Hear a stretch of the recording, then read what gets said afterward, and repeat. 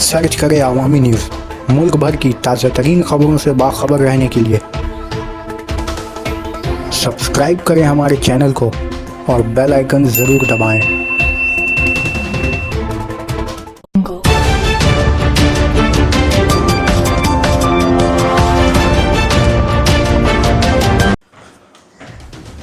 3 तलाक और supreme court में अपील के बाद सुर्खियों में आई इशरत जहां, जो कि बीजेपी की एक सरगर्म कारकुन भी हैं।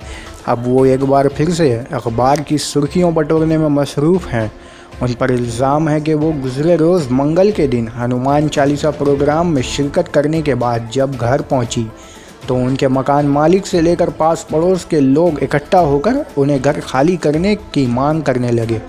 इशरत जहां ने मीडिया को दिए बयान में कहा कि मंगल के दिन प्रोग्राम में शिरकत के बाद दूसरे दिन यानी बुध के दिन शाम के वक्त मकान के पास कसीर तादाद से इलाकाई लोग जमा हो गए और उसके बुरखा पहनकर हनुमान चालीसा में शिरकत करने पर एतराज़ करने लगे।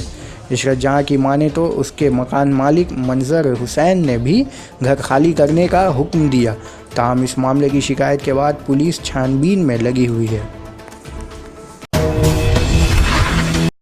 है कि अगर ऐसे घर से नहीं निकलेगी तो जिसके नाम से घर है उसको बेच दिया जाए। वहाँ पे सभी लोगों ने मुझे मारने की धमकी दी, बहुत हाथापाई। मैं सिर्फ वहाँ पे अकेली थी और बहुत सारे जेंट्स लोग थे। सभी लोग मेरे ऊपर जैसे लगते कि मेरे ऊपर गिर पड़ेंगे, ऐसा सब करने लगे। इशरत जहां 3 तलाक केस में याचिकाकर्ता भी हैं, लेकिन अब उनका गुनाह कुछ लोगों की नजर में और ज्यादा बढ़ गया है। इशरत का कहना है कि उसे धमकाया जा रहा है और हनुमान चालीसा पढ़ने पर उसकी गलती निकाली जा रही है।